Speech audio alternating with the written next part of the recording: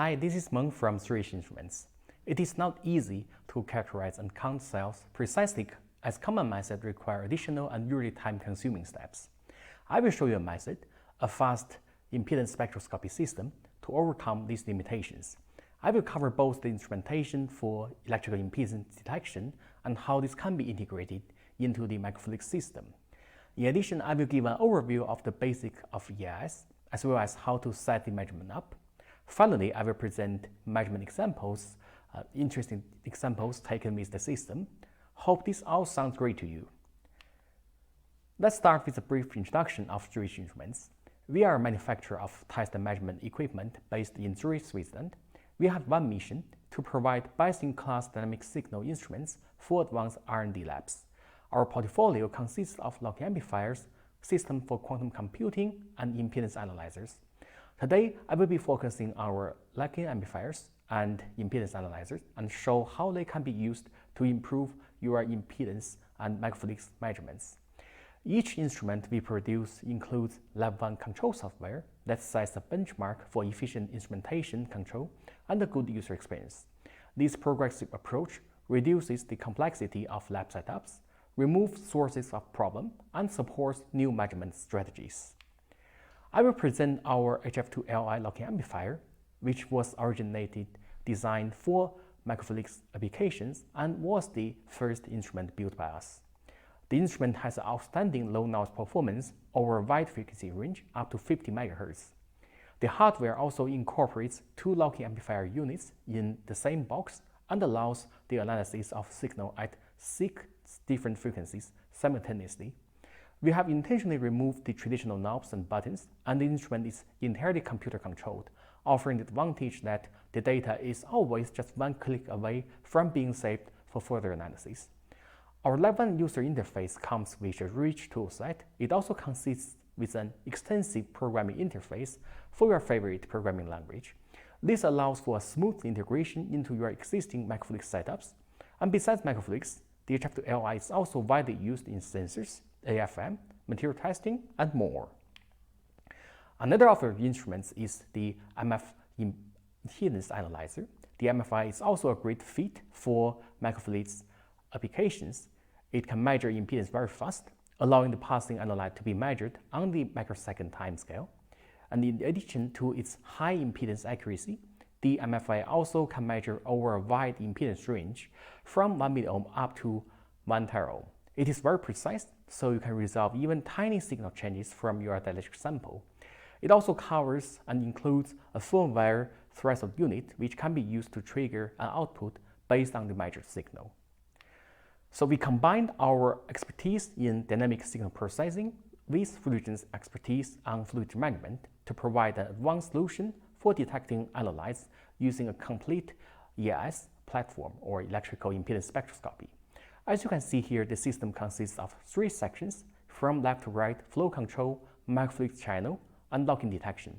Fluid pressure controller can be used to pressurize cells, microbeads, and droplets into the microfluidic channel in a controlled manner. And in the chip, the analyte can create a small change in background current when passing through the sensing electrodes. And this differential current is then precisely detected using the Zurich Instruments IIF LI locking amplifier. In the previous slides, I have already introduced our IIF LI, so let's now have a look at the flow control products from our partner Fluigent. The lineup series was developed to fulfill the demand of a compact and modular flow controllers. The Flow Easy is a standalone module and compact pressure-based flow controller. Using air pressure to drive liquid flow provides excellent flow stability and response time. In addition, Fluigent also develops droplets generation solution using the Easy Drop and the Redrop chips. They can help you to start producing emulsions in an effortless and friendly manner, at very high rate and in very high monodisperity. For more information, you can find them in the application notes available on Fluigent's website. The EIS chip used here also differs from typical microfluidic chips. It is equipped with electrode pairs as sensor to measure current in a different way. The channel size is narrow, in a few tens of micrometers, to match the size of the cell. Both are critical to reach a low noise background. An optical window is also preferable when aligning cell becomes very necessary. And last but not the least, a holder is needed to ensure a stable connection, both electrical and mechanical. So now we have the system ready. Let's now have a look at the EIS technique. It is a label-free technique that enables real-time, high-throughput measurements and ease the process of data extraction and processing. Moreover, EIS also allows for multiple parameter analysis and performing several measurements in a single experiment. For instance, probing impedance of the analyte at multiple frequencies simultaneously. It also integrates well with other analysis methods such as optical detection. But despite all these obvious advantages of using EIS, two challenges remain. First, how to detect fast and weak signal changes in the noisy microfluidic environment, and second, how to interpret the complicated impedance spectroscopy measured.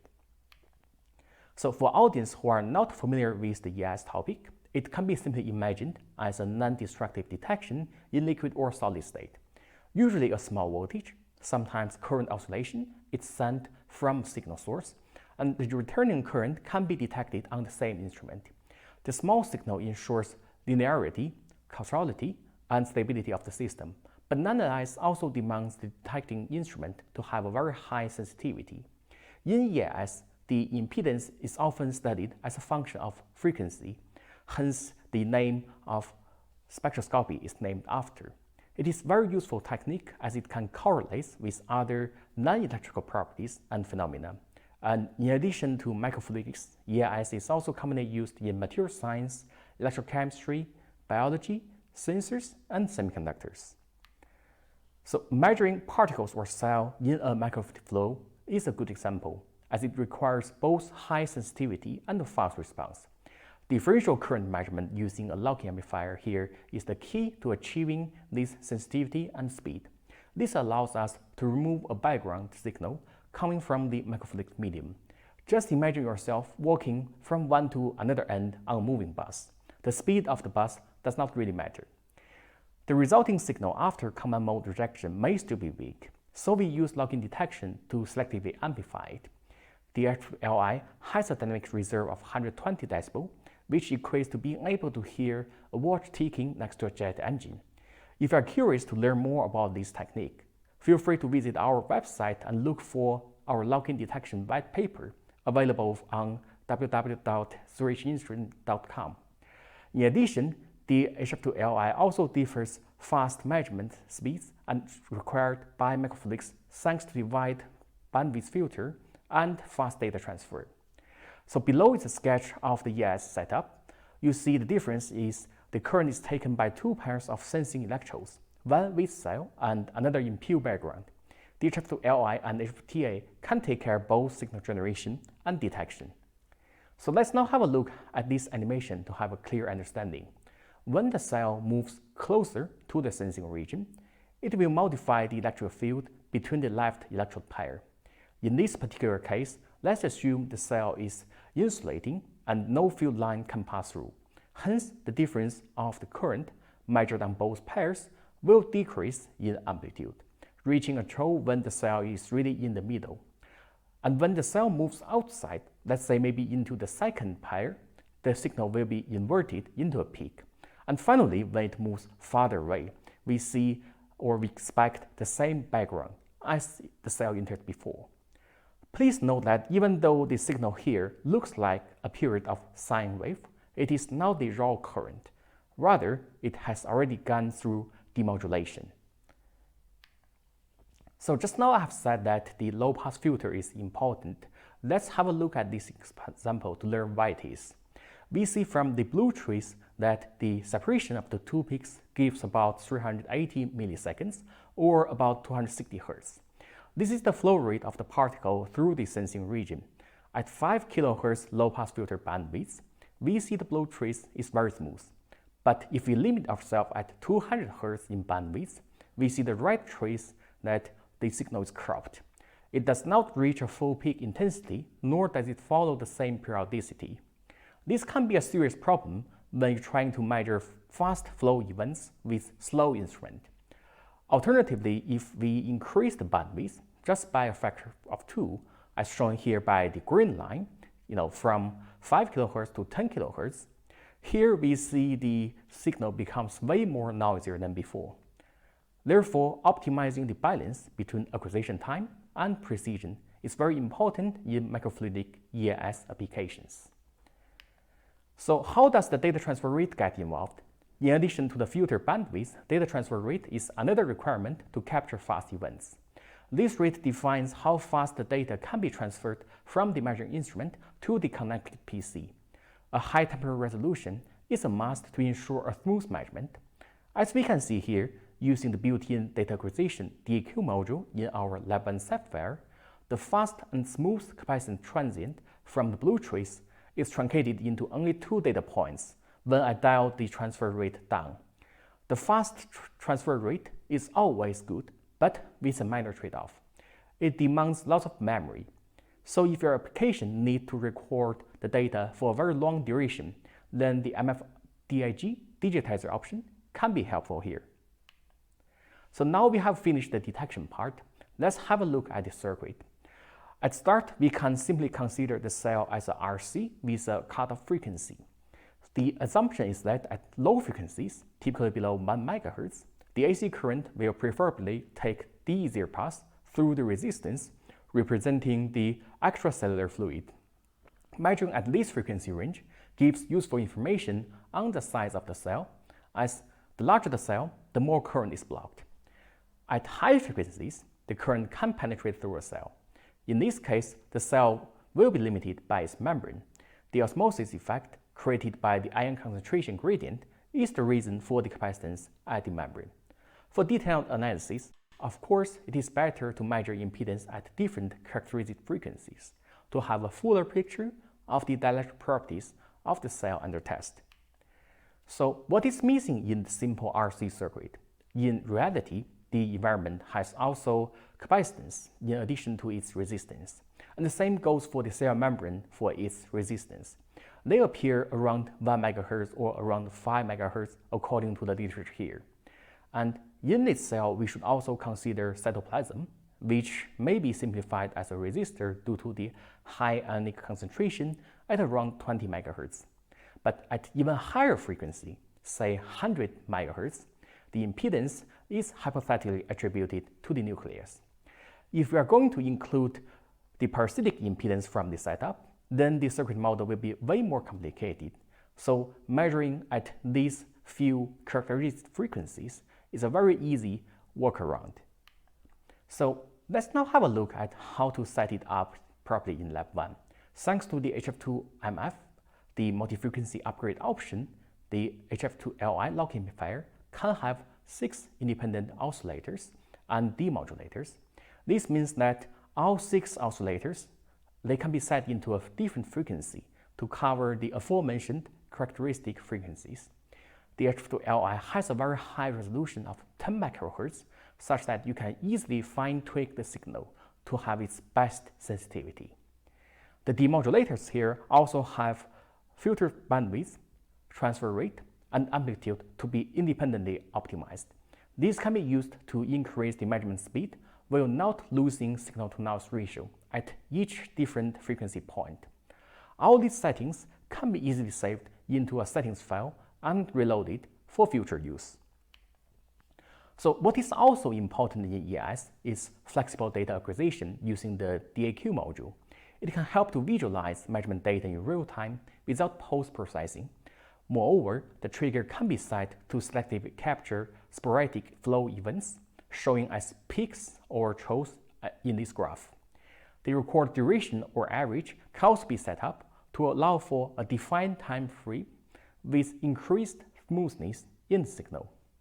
And moreover, multiple nodes can be saved at the same time, making phase measurements and simultaneous multi-frequency measurements possible. The data taken in DAQ can be conveniently saved into various file formats, which .hdf5 format, you can reload them back into Lab 1 for an easy comparison with historical measurement traces. The threshold unit, TU, available on the MFIA or MFLI, is a major boon for fast cell sorting. The decision can happen at firmware level, on the timescale of microseconds, which is much faster than less than APS. Simple conditions of cell sorting can be set based on the current measured on board. And should you be interested in a more complex logic condition, you will also find the stressed unit very useful. You see here we have 4 different independent units and can be combined together with logic gates, using either the digital outputs or analog auxiliary outputs on the instrument. You can drive an external dielectrophoresis device to sort the passing cell in real time. So let's now have a look at how typical measurement results look like. This first example is from EIS measurement from microbeads in different sizes, 3 micron and 5 micron, and both are measured at a fixed frequency of 1 MHz. In this plot, we can clearly see that the 3 micron and 5 micron beads, they are grouped very differently, and the magnitude or the amplitude of the measured current, here shown as voltage as it has been already converted by the HF2TA current amplifier, that voltage or current is the only reference here. The 3 micron beads show a much smaller current as the capacitance introduced by a small particle in the flow channel is also smaller. On the horizontal scale, we see the 3 micron beads, the distribution is quite narrow, and detailed analysis shows that it follows a Gaussian distribution, and this comes very likely from the size variation from the sample. The vertical scale, the flow velocity, is another story. The distribution is quite wide, and the flow velocity measured from EIS can be confirmed with additional measurements using a flow meter or a microscope put on top of the optical window on the EIS chip. And in this second example, I'm going to introduce the multi-frequency EIS using water in oil droplets. So the detection setup is much the same, only microbeads replaced by droplets generated by the Flow-Easy chip from Fluigent. So why is this simultaneous EIS at different characteristic frequencies useful? The first reason is that it is faster. By measuring 6 frequencies at the same time, we effectively save the measurement time by a factor of 6.